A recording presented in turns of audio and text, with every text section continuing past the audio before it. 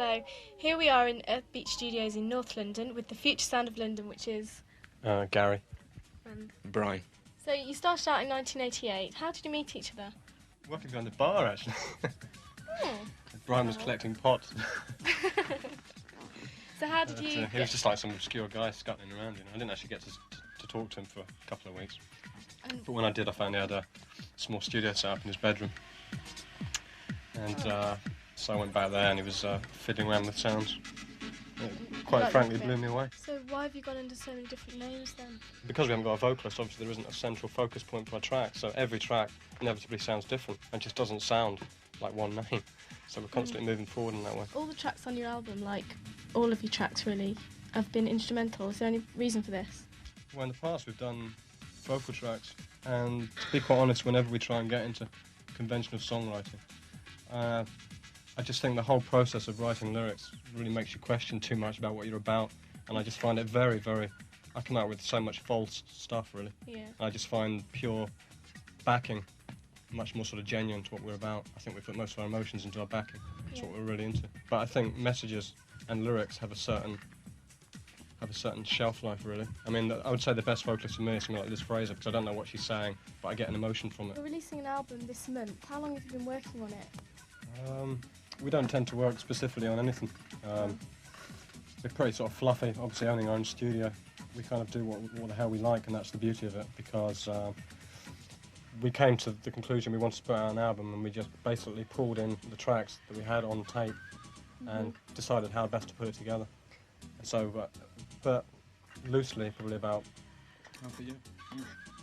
Basically, the whole premise of the album was to put together an album which combated the kind of typical dance album, which is actually ruining dance at the moment, which is based on kind of getting 3 hits and then filling it out with 7 tracks and trying to sell, basically. And I think it's a real pity that dance music is being reduced to that, because it's got so much to offer. So the basic idea of Accelerator was to put together a good listening entity that possibly thousands of people could listen to as an entity, rather than here's the hit and here's the rubbish. So you wrote the original Stack of Humanoid. How come you're re-releasing it? Because there's been a lot of people releasing cover versions.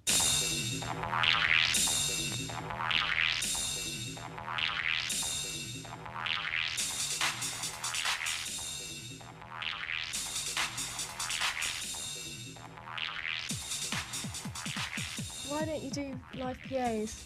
Yeah, I think at the moment one of the reasons why dance is held in bad esteem by a lot of people. So, I mean, a good 60% of the population in this country, dance music is a dirty word, which is unfortunate, because it's got so much to offer. It's got something for everybody at the moment. Do you think you'll ever do any PAs in the future? No, definitely not. No, I mean, we have intentions to take it live, but it'll be like a fully fledged type club night. And we've been asked to do this mansion in Los Angeles. It's kind of more that kind of event. At the moment we're snowed under with remixes.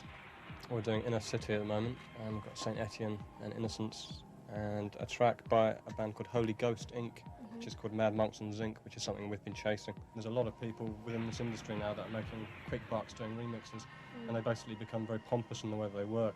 It's like, oh God, I am, and therefore I earn just for walking to the keyboard and doing a remix, without actually thinking about what they're doing and the track that they're working on, what it's doing for the track. When we do a remix, we take it very, very seriously. But that's the new breed of remixes that's coming through this year.